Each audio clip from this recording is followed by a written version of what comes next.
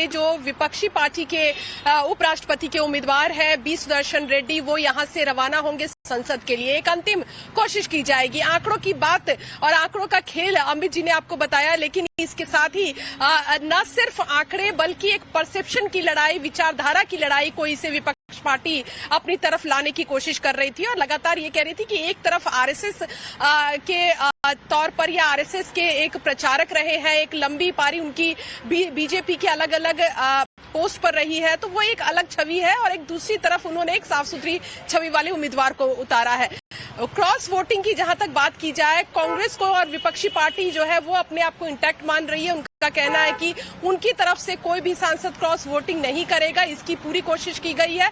राज्यों के जो सांसद है उनको राज्यों का प्रभार बनाया गया है और उनको ये ड्यूटी दी गई है कि तमाम सांसदों को कोऑर्डिनेट करे, और क्योंकि एक दिन पहले मॉकपोल भी किया गया, उनको ये बताया गया कि किस तरह से उनका वोट रद्द हो सकता है और उसकी एक ट्रेनिंग दी गई है। और उस ट्रेनिंग में न सिर्फ नए जो सांसद चुनकर आए हैं बल्कि पुराने सांसदों ने भी पूरी प्रक्रिया को फिर से समझा है। लेकिन आप ये हम कह सकते हैं कि शुरुआत भले ही एक उम्मीदवार के साथ विपक्षी पार्टियों ने की, लेकिन धीरे धीरे जब उनको ये समझ में आने लगा कि एक तरफ जहां ये दक्षिण वर्सेस दक्षिण की लड़ाई कही जा रही थी, लेकिन दक्षिण की अगर पार्टियों की बात की जाए तो ना तो सत्ता पक्ष आंध्र प्रदेश का कांग्रेस के साथ दिख रहा है या अलायंस के साथ दिख रहा है, और ना ही विपक्ष यानी वाईएसआर भी कहीं ना कहीं एनडीए उम्मीदवार को वोट कर रहा है। तो ये एक लड़ाई जो है वो पिछड़ती हुई विपक्षी पार्टी को दिख रही है, इसलिए अब वो कई तरह की बातें कर रहे हैं। जयराम रमेश का ट्वीट आ रहा है जिसमें वो धनखड़ का जिक्र कर रहे हैं, पूर्व राष्ट्रपति का, फिर कहते हैं कि वोट चोरी हो सकती है, ये